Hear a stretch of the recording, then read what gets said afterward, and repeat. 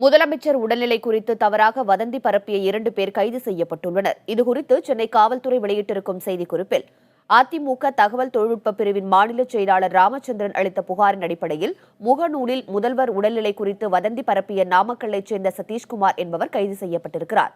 ராஜ்கமல் என்பவர் அளித்த புகாரின் பேரில் முதல்வர் சிகிச்சைக்காக அனுமதிக்கப்பட்டுள்ள மருத்துவமனையின் பணியாளர் பேசுவது போன்று பேசி அதனை வலைதளத்தில் வெளியிட்ட மதுரையைச் சேர்ந்த மாடசாமி என்பவர் கைது செய்யப்பட்டிருக்கிறார்.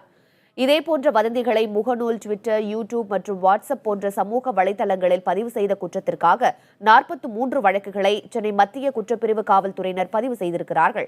சம்பந்தப்பட்ட பதிவுகளை நீக்குவதற்கும் குற்றவாளிகளை கைது செய்வதற்காகவும் தீவிர நடவடிக்கை எடுக்கப்பட்டு வருவதாகவும் காவல்துறை தெரிவித்துள்ளது.